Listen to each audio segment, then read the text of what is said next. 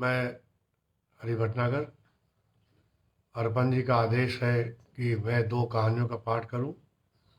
तो पहली कहानी मैं माई पढ़ रहा हूं। यह कहानी पांचपीरन गांव के एक महरा की है।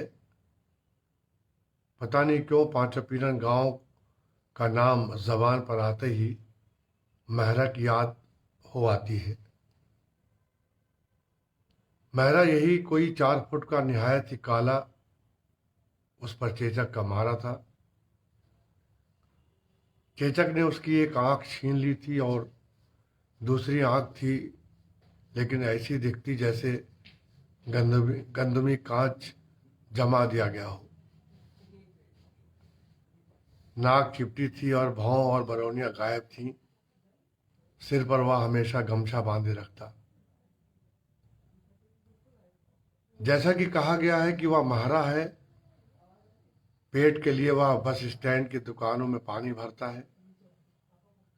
सुबह से शाम तक वह कांधे पर बांगी टांगे पानी के कनस्तरों को हाथों सरकाता, बच के बाबू की हाँक लगाता, नंगे पाँव पाँव बकटुट कुएं से दुकानों के बीच सरकता दिखता। बांगी लचकती तो उसका शरीर आबनूस के लट्ठे सा पसीने से चमकता उस लचक की लय के साथ ताल भिड़ाता। बिना बाह की बनियान वह पहनता जिसे बत्ती की मानिंद तहा के छाती पर चढ़ा लेता। चारखाने की ढीली ढाली जांघिया उसके घुटने तक होती, लगता बरमुड्डा पहने हो। प्रकृति में बदलाव सहज संभव है, लेकिन मेहरा के काम में कभी कोई बदलाव नहीं देखा गया। कैसी भी ठंड, तपिश और बारिश हो, वो कभी पीछे नहीं हटा। अपने धैर्य से उसने प्रकृति को हमेशा चुनौती दी। लेकिन यही मेहरा आज उदास है और अपनी झोपड़ी में गमगीन पड़ा, कोई काम नहीं कर रहा है, सिसकता है, रोता है।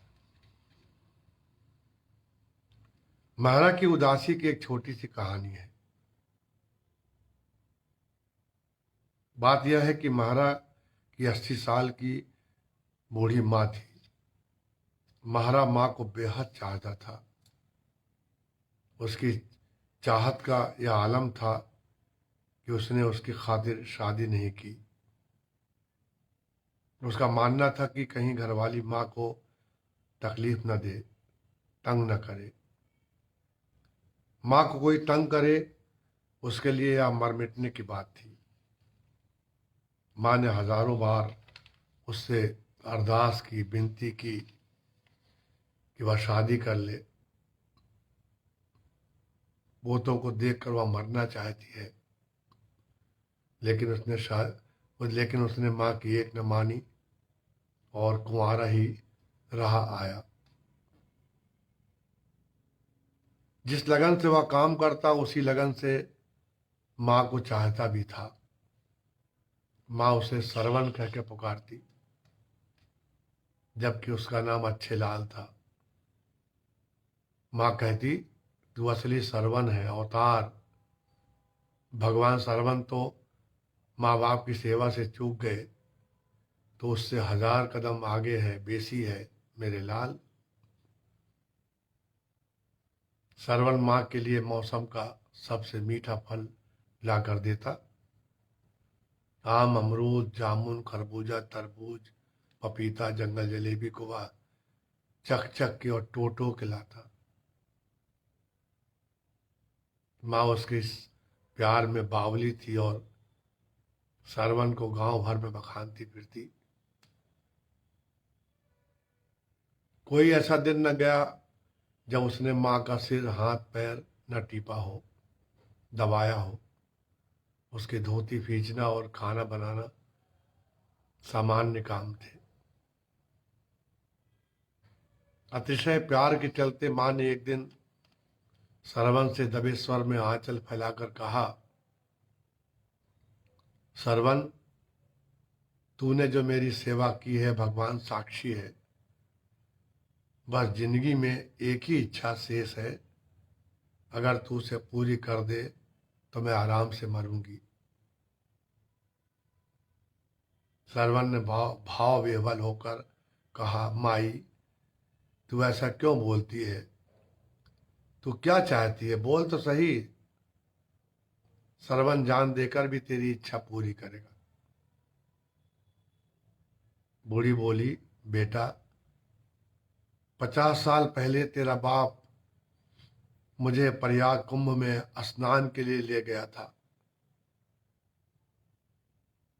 तब मैंने गंगा मैया से तुझे मांगा था और गंगा मैया ने तुझे हमें दिया भी। अब मैं तेरी सलामती की मन्नत चाहता हूं, मांगती हूं, चाहती हूं कि मेरे बाद तू और भी फले फूले। माई इसकी क्या जरूरत है, मुझे तो सिर्फ तेरा आशीर्वाद चाहिए, किसी और के आशीर्वाद की मुझे जरूरत नहीं। बेटा ऐसा न बोल, भगवान के आगे हम सब मट्टी कूड़ा है। मगर बेटा मैंने गंगा मैया को कौल दिया था कि 50 साल बाद पड़ने वाले कुंभ में मैं बेटे को लेकर जरूर आऊंगी। मैं दर्शन के लिए जाना चाहती हूं, तू नहीं ले चलेगा मुझे? क्यों नहीं ले चलूंगा माई, तेरी खातिर तो मैं कुछ भी कर डालूं। सरवन ने प्यार में भरकर मां को गले लगा लिया। ऐसे कैसे मान लिया तूने कि मैं नकार दूंगा, मना कर दूंगा? फिर क्या था, अगले हफ्ते जब पूरा गांव कोहरे में डूबा था, कड़ाके की सर्दी थी, सरवन मुंह अंधेरे मां के साथ प्रयाग कुंभ स्नान के लिए निकला। सबसे बड़ी बात यह थी कि जिस तरह भारी भीड़ के बीच सरवन का बाप उसे रेलगाड़ी के डिब्बे के ऊपर बैठा के ले गया था, इस वक्त उसका बेटा उसे उसी तरह बैठा के ले जा रहा था। उस वक्त वह मर्द का हाथ पकड़े थी, आज बेटे का। मर्द गबरू जवान था, सिर पर लाल गमछा कसे था, कमर में मजबूत फेंटा, पांव में चमरौधा था, हाथ में तेल पिया लठ। सरवन भी तकरीबन उसी धज में था। पता नहीं क्यों बूढ़ी को लगा कि वह सरवन के साथ नहीं, मर्द के साथ स्नान के लिए जा रही है। सूरज जब मीठी और अलसाई धूप फेंक रहा था, उस वक्त रेलगाड़ी भारी शोर के बीच घड़घड़ाती हुई प्रयाग का विशाल पुल पार कर रही थी। थोड़ी देर बाद भारी जन सैलाब के बीच बूढ़ी ने गंगा मैया के दर्शन किए और सरवन के साथ कमर तक डूबे जल में सूरज भगवान को अर्घ दे रही थी। आसपास लाखों करोड़ों की तादाद में लोगों का समुद्र लहरा रहा था। रेलवे स्टेशन से संगम तक दोनों कैसे पहुंचे यह पता न चला। बस वे चलते गए और भारी भीड़ ने धक्कों के सहारे उन्हें गंतव्य तक ला पटका। बूढ़ी को लग रहा था कि यहीं पिस के परान न निकल जाए। एक पल में वह संगम पर जिन लोगों को देख पाई, वे बूढ़े जवान औरत मर्द चड्ढी जांघिया धोती लपेटे पानी में छपाके लगा रहे थे। नग्न अर्धनग्न साधु सन्यासियों का अंतहीन जत्था हाथियों पर सवार और पैदल अपने अपने भगवानों, त्रिशूलों और बड़े बड़े झंडों के साथ जय जयकारों में डूबा था। कहीं शंख बज रहे थे तो कहीं घड़ियाल, ड्रम, ताशे और ढोल। सारा जन समुदाय तालियां बजाता भगवान के जयकारों में मगन आंधी की तरह भागा चला जाता था। पुलिस का कड़ा इंतजाम था और उसकी निगरानी में स्नान चल रहा था। सैकड़ों लाउडस्पीकर क्या चीख चिल्ला रहे थे, शोरगुल में कुछ समझ नहीं आ रहा था। अर्ध के बाद जब बूढ़ी और सरवन ने आंखें खोली, बस यहीं इसी क्षण अनर्थ हो गया। सरवन को याद है जब मां अपनी सूखी हड़ीली अंजुरी जोड़े सूरज भगवान के सामने सिर झुका रही थी। उस वक्त वह भी मां के बगल खड़ा सूरज भगवान को आंखें बंद कर जल चढ़ा रहा था कि जोरों का शोर हुआ, इतने जोरों का शोर कि कान के पर्दे फट जाएं, कि बस उसे कुछ पता नहीं कि आगे क्या हुआ। वह संगम किनारे रेत पर पड़ा था बेहोश। बेहोशी टूटी तो देखा वह अकेला है, मां कहीं नहीं। चारों तरफ लाश लाश, उसमें भी कहीं नहीं। लोग चीख चिल्ला रो पीट रहे थे, अपने अपने स्वजन के लिए हैरान परेशान थे। वह भी माई माई की जोरदार आवाज लगाने लगा। माई उससे बिछड़ गई थी और वह बिना एक पल रुके चीखता चिल्लाता, रोता, छाती पीटता मां को खोज रहा था। 3-4 दिन में ऐसी कोई जगह न थी जहां वह गया न हो, लेकिन बेकार। मां उससे बिछड़ी तो बिछड़ ही गई। 1 हफ्ते बाद वह बेचारा रोता पीटता गांव लौटा तो गांव के लोगों ने सांत्वना में उसे घेर लिया। किसी ने उसे रोटी दी तो किसी ने पानी, लेकिन सरवन को रोटी पानी नहीं, माई चाहिए थी। 2-3 दिन तक वह बेजान सा निढाल पड़ा, माई माई कर से सकता रहा। चौथे दिन सवेरे जब वह पल भर को झपका, उसकी नींद उचट गई। उसे जांच चलने की आवाज सुनाई पड़ी। उसे लगा माई है जो जांच चला रही है। वह झटपट उठ बैठा, बाहर की तरफ दौड़ा, देखा तो कहीं माई न थी। सत्तू घोषी था जो दूध दुहता हुआ अपनी घरवाली से कह रहा था कि माई अब कहाँ मिलने वाली। गंगा मैया ने उसकी सुन ली, तभी वह स्नान को गई थी यहां से। हम भी तो यही कहते हैं, लेकिन सरवन माने तो सही। पागलों की घाई हरकत करता है। सत्तू की घरवाली गोबर कांचते हुए बोली, हम तो कहते हैं वह तो सड़क गई, इसका गम नहीं खुशी होनी चाहिए।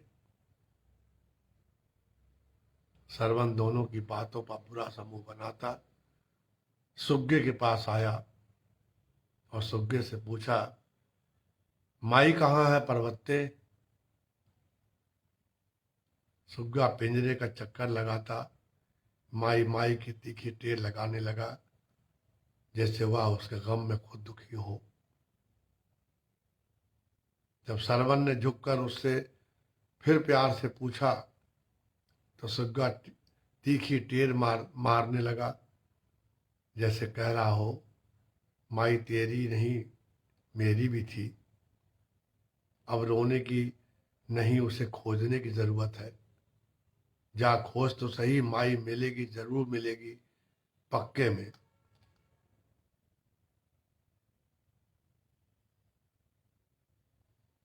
माई की खोज में वह 10 बार प्रयाग स्टेशन गया, लेकिन हर बार वह निराश ही लौटा। बावजूद इसके हर बार उसे लगा माई मिलेगी, जरूर मिलेगी।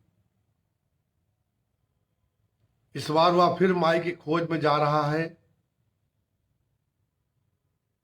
उसने तय कर लिया है कि अगर इस बार माई न मिली तो वह गंगा मैया की गोद में समा जाएगा। लौटेगा तो माई के साथ, नहीं डूब मरेगा। सत्तू व मोहल्ले के लोगों ने उसे लाख समझाया, लेकिन उसने एक की न सुनी और अपनी बात दोहराता रहा और माई माई कर रोता रहा। जाते जाते उसने हर बार की तरह सुग्गा सत्तू को नहीं दिया, उड़ा देना चाहा। सुग्गा फड़फड़ा के उड़ा और टाँ टाँ करता झोपड़ी के ऊपर आ बैठा, जैसे कह रहा हो कि मैं कहीं जाने वाला नहीं, मुझे भी माई का इंतजार है। पूरनमासी के दूसरे दिन कल सुबह भी जब चांद चारों तरफ दूधिया शीतल नम चांदनी बिखेर रहा था, सरवन किसी बूढ़ी के साथ गांव में दाखिल हुआ। उस वक्त बेतरा खुश और उसके आवेग में रोता हुआ वह लोगों को गला फाड़ फाड़ कर पुकार रहा था, देख माई मिल गई, देख माई मिल गई। सत्तू, अंजोरे, उदैया, देख तो माई मिल गई। पल भर में समूचा गांव उसके पास इकट्ठा हो गया। सरवन जो सामने आता दिखता, चिल्लाता, उसकी तरफ लपकता और रोता कहता, देख माई आ गई। मैं कहता था ना कि माई मिलेगी, मिल गई। और कैसे ना मिलती। सरवन कभी माई के बिना रह सकता है? कभी नहीं, कभी नहीं। देख माई थोड़े से दिन में कैसी हो गई, करिया करिया, दूबर दूबर। हाड़ निकल आए उसके। बेचारी को ना किसी ने रोटी पानी तक न दिया। लेकिन माई तो फिक्र मत कर, तेरा यह लाल तेरी ऐसी सेवा करेगा कि दुनिया रसक करेगी। थोड़ी देर बाद सरवन माई को दूध में रोटी मीड़ के अपने हाथों से खिला रहा था। गांव के लोग इस बात से दंग थे कि सरवन को कहीं कुछ हो तो नहीं गया है। पता नहीं किस बुढ़िया को माई समझ के लिए आया और माई माई कर रहा है और ताल बेताल बके जा रहा है। लेकिन किसी ने इस रहस्य को सरवन के सामने नहीं खोला। साथियों, ये कहानी माई थी। जैसा कि अर्पण जी का आदेश है कि 2 कहानी सुनानी है, तो मैं दूसरी कहानी सुना रहा हूं, जिसका शीर्षक है जंग।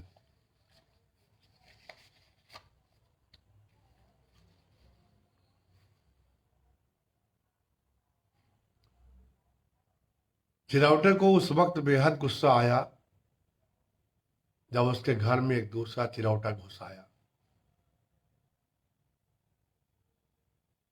बहुत मुश्किल से उसने इस घर में पनाह पाई थी।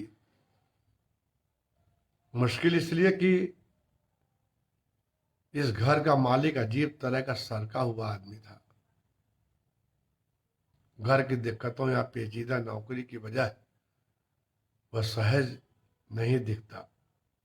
पिन्नाया रहता, जैसे कोई बोले तो झगड़ पड़ेगा, घंटों दिमाग खराब किए रहेगा।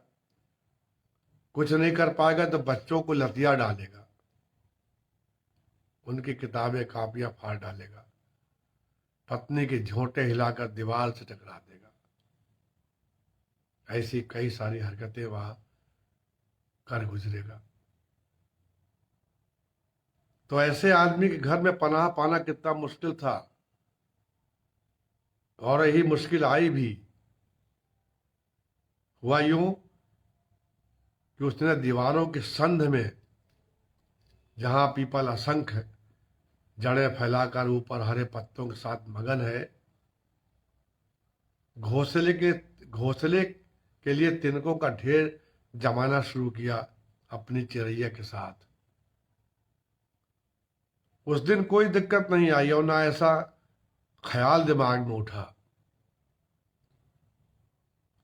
दिक्कत तो सुबह आई जब यह आदमी बनियान पहने सिसियाता जांगिया के अंदर बुरी तरह खुजाल मचाता छोटे से खुले हिस्से में, जिसे आंगन कहा जा सकता है, नाली के ऊपर पत्थर की पटिया पर मंजन कुल्ला करने बैठा। आदमी से पहले औरत और बच्चे पटिये का इस्तेमाल कर चुके थे। यह सुबीते की जगह है। यहाँ मंजन कुल्ला करने, नहाने, कपड़े पचीटने, बर्तन घिसने और पेशाब वगैरह जैसे काम किए जाते हैं। आंगन के हिस्से में कबाड़ ठसा है जो छूने पर भभड़ा के नीचे आ गिरता, और तब ऐसी विषैली तीखी गंध उठती कि नाक में झुंझुनाहट मचने लगती और गला खुजली से भर जाता। दूसरे हिस्से में नाली के पास पटिया के बगल 3 मटके हैं, 2 दुचकी बाल्टियां जिनके हैंडल गायब हैं, एक ड्रम जो जंग खाया है और ऊपर कटा फटा की जरा सी लापरवाही पर काट खाता। सिर पर लोहे का तार है जिस पर सूखे कपड़े पड़े हैं, जिन्हें आदमी की घरवाली दोपहर को मुंगरियों से पीट पीट कर धोती और सूखने के लिए मक्खियों से भरे तार पर डाल जाती। आदमी काफी दुबला पतला है, शरीर में हाड़ ही हाड़ दिखते, लेकिन उसमें बला की फुर्ती है। आंखें अंदर को धसी और चिए बराबर है। नाक पतली, लंबी, टेढ़ी और आगे तोते की चोंच की तरह मुड़ी है। गालों में खाई है जिससे मुंह काफी छोटा नजर आता है। माथा छोटा है और उस पर सिर के खिचड़ी बाल ऐसे खड़े हैं कि लंगूर बंदर की याद आती। हाथ पतले पतले, नीली नसों से भरे, उंगलियां हड़ीली और सूखी। जैसे ही आदमी सिसियाता हुआ पटिया पर आ बैठा और हड़ीली सूखी उंगलियों से मंजन की शीशी उठाई और बाएं हाथ की अंगुली पर मंजन गिराया और दाएं हाथ की उंगलियों को गीला करने के ख्याल से पंजा मटके की ओर बढ़ाया कि हाथ में तिनके पन्नियों का गुच्छा आ लगा। मटके बाल्टियों या कहें हर तरफ कचरा ही कचरा था। उसके माथे बल पड़ गया। गुस्से के लिए इतना काफी था। पहले सोचा बच्चों की कारस्तानी होगी, लेकिन जब ऊपर संद की ओर देखा तो चिरौटा और चिरैया थे जो चींची करते घोंसला बनाने में मशगूल थे। चीखते हुए वह बोला, मेरा ही घर बचा था सत्यानाश के लिए, दुनिया भर का कचरा लाओ और डाल दो मेरे सिर पे। मंजन झड़ाता हुआ उठ खड़ा हुआ, कचरा और गू करो तुम्हारी ऐसी की तैसी हरामजादो। मिचमिची आंखों व गंदी गंदी गालियों की बौछार करने लगा, जिससे उसकी घरवाली भय से सिकुड़ गई। स्टोव पर वह रोटी सेक रही थी। रोटी की जगह घबराहट में तवे को दबा बैठी और छौछिया उठी। बावजूद इसके आदमी का डर ज्यादा भारी था। लग गया कोई गलती हो गई है, आफत आने वाली है। गाली देकर जब आदमी थक गया बुरी तरह दरवाजा ठेलता हाँफता हुआ अंदर आया और लचकदार लग्गी उठाने लगा। औरत का भय कुछ कम हुआ। उसने बच्चे को देखा जो कातर से बोरे पर पालथी मारे बैठे हिज्जे याद कर रहे थे। लग्गी से आदमी कभी मार पिटाई नहीं करता था। लग्गी दीवार के सहारे जमीन पर पड़ी थी, जिसके एक सिरे पर छोटा सा हंसिया था, तारों से बंधा। जब कभी मूड आने पर आदमी बाहर झूमते नीम से दातून के लिए इस लग्गी का इस्तेमाल करता था। बहरहाल इस वक्त भद्दी गालियां बकते हुए उसने लग्गी उठाई और घिर्राता आंगन की ओर बढ़ा। आधे अधूरे घोंसले को उसने लग्गी से खोदना शुरू किया, बड़बड़ाते हुए कि बनाओ मां के घोंसले बनाओ, पूरा पूरा बांस उतार दूंगा साले। थोड़ी देर में तिनके, पन्नियों और रुई के फाहों से वह ढका था। अधूरा घोंसला जमीन पर था, जिसे वह बाहर नाली में डाल आया। चिरौटा और चिड़ैया दूर पेड़ की पुली पर बैठे अधबने घोंसले को उजड़ते देखते रहे और दुखी होते रहे। चिड़ैया ने कहा, यह तो बहुत ही नाकिस है कमीन। चिरौटे की आंखों में जवाब था, देख लो, जरा भी मरदूत को रहम नहीं आया। मैं पेट से हूं, अंडे देने वाली हूं। चिरौटे की आंखों में वही जवाब था, इसके तो कीड़े पड़ेंगे जानहार के। छोटी गाली दे रही हो, इसके तो सब मर जाएं। चिरौटे ने उसकी चोंच पर पंजा रखा, बोला, ना, ऐसी बददुआ ना दो। बच्चों ने क्या बिगाड़ा, वे तो बेचारे इस फाड़ खाऊं से खुद परेशान होंगे। कचरा फेंक कर आदमी आंगन में आया और पटिया पर बैठकर मंजन करने लगा। बीच बीच में वह ऊपर संत की ओर देख लेता, जैसे कह रहा हो कि आगे से घोंसला दिखा तो बांस बजा दूंगा। मंजन के बाद आदमी ने पंजों के बल बैठकर घुटने जमीन पर टिकाए, बनियान उतारी और सिकुड़ गया। हाथों में उसके मटके का मुंह था, जैसे उठाने से पहले तौल रहा हो। एकाएक मटका सिर के ऊपर था और पानी झरने की तरह बदन पर बहने लगा। मटका उसने नीचे रख दिया और गर्दन झिटक कर थोड़ी देर स्थिर बैठा रहा। ठंडे पानी ने जैसे उसे ऐसा कर दिया हो। पल भर बाद उसमें हरकत हुई। बदन पर उंगलियां दौड़ने लगी। वह पानी कांचने लगा। उंगलियों में अब जनेऊ था और जनेऊ पीठ पर दौड़ रहा था, गिस्सा देता हुआ। जगह जगह चकत्ते उभर रहे थे।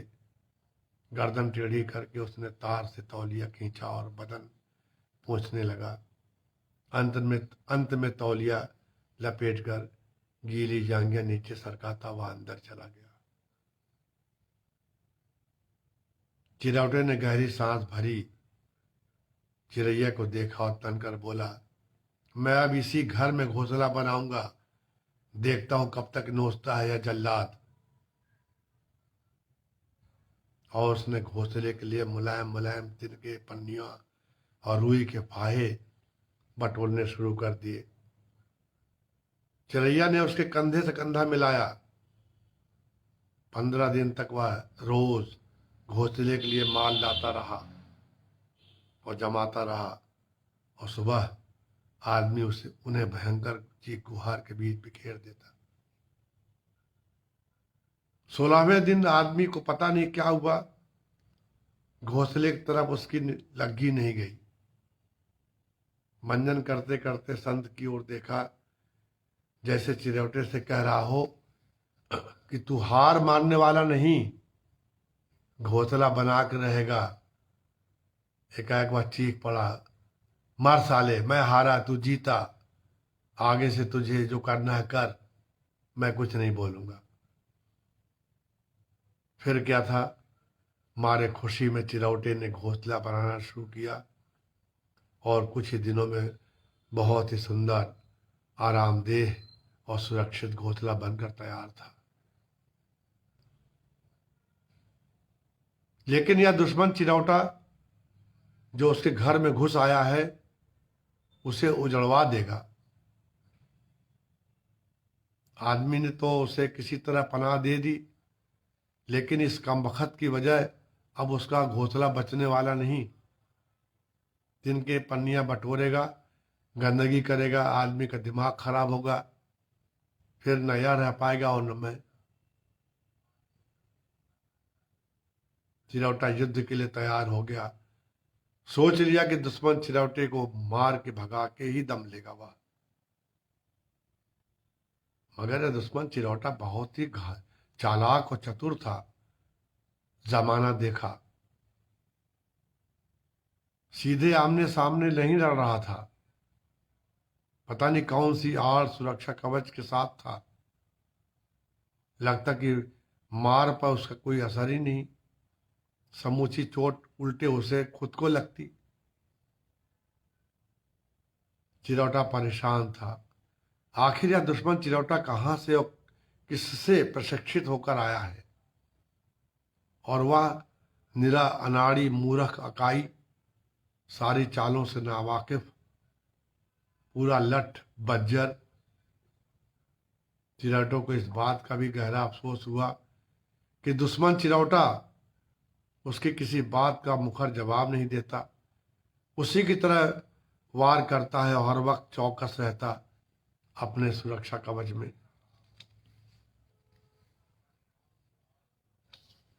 उस दिन अंधेरी रात में जब चिरौटा काफी गुस्से में था, जाग रहा था और बार बार करवटें बदल रहा था, चिरैया ने पूछा कि तू आखिर सो क्यों नहीं रहा है?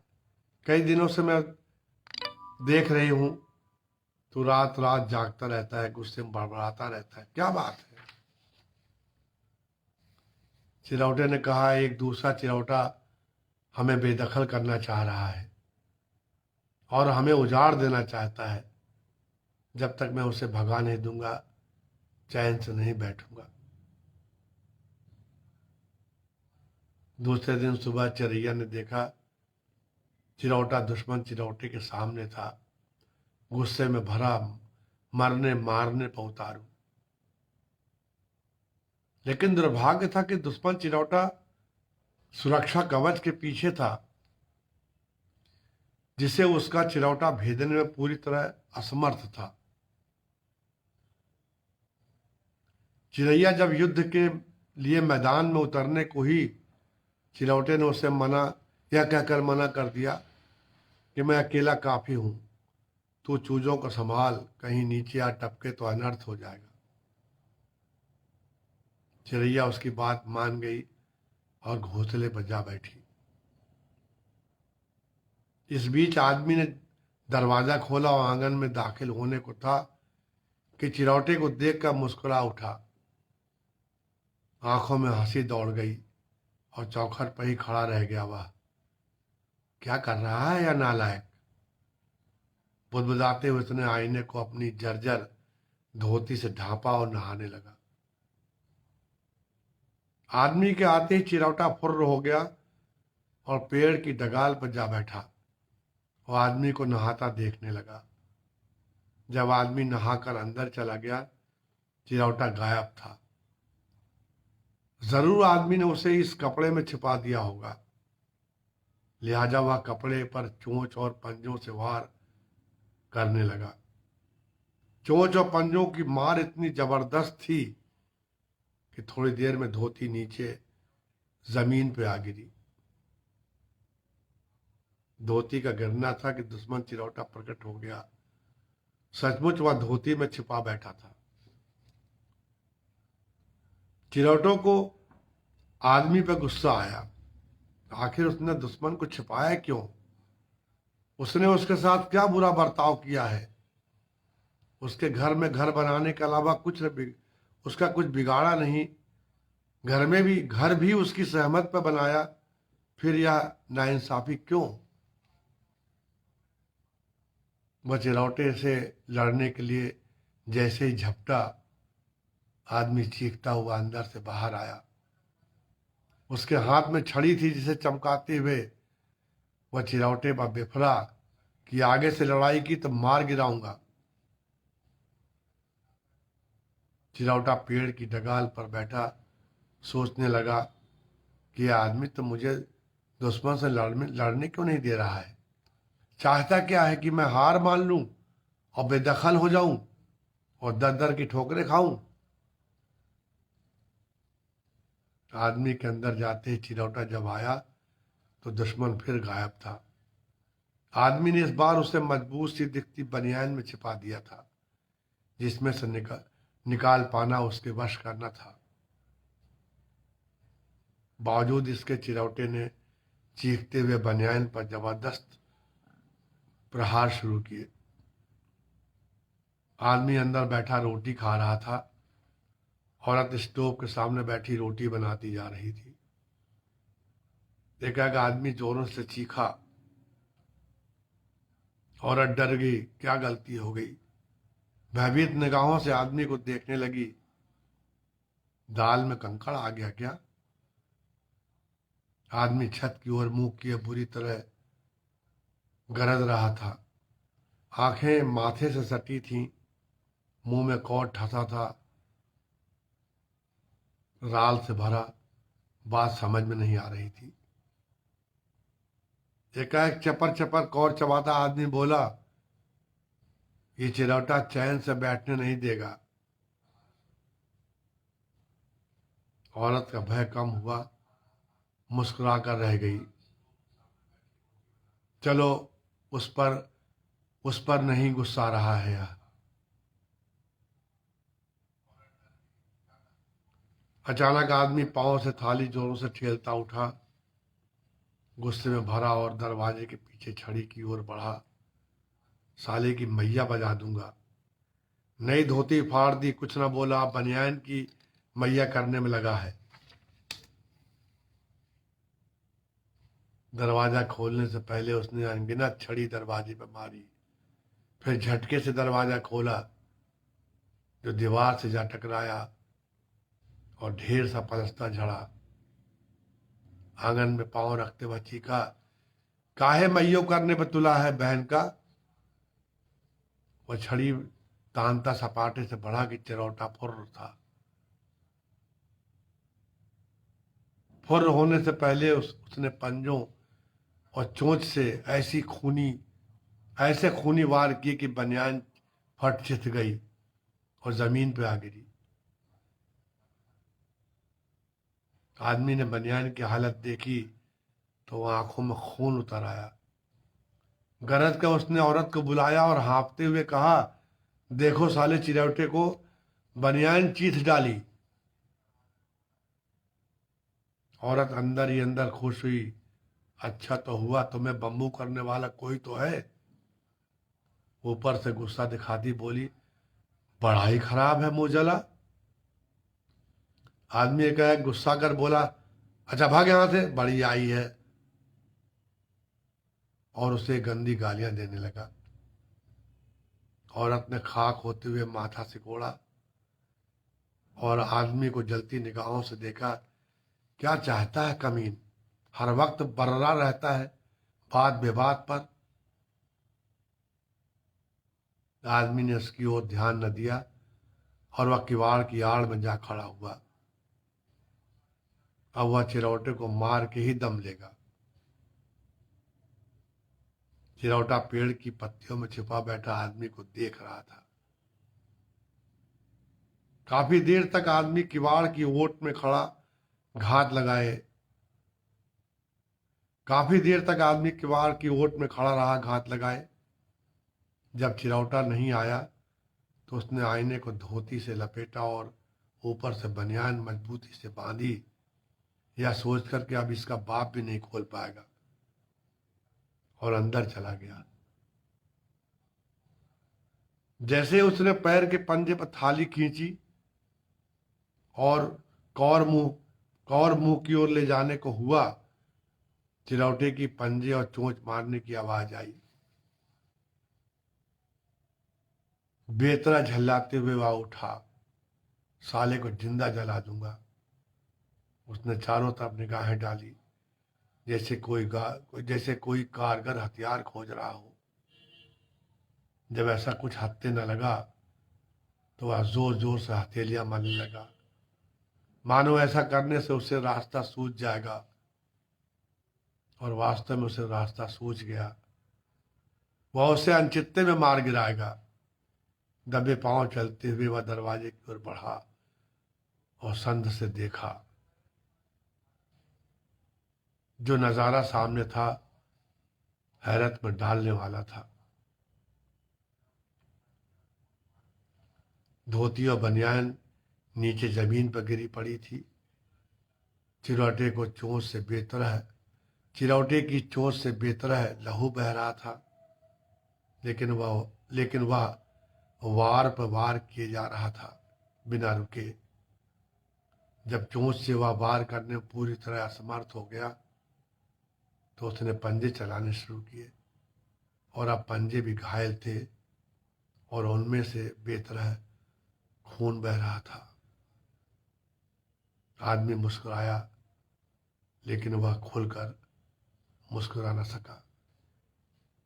धन्यवाद साथियों। इस तरह मैंने 2 कहानियों का पाठ किया। पहली कहानी माई थी और दूसरी कहानी जंग।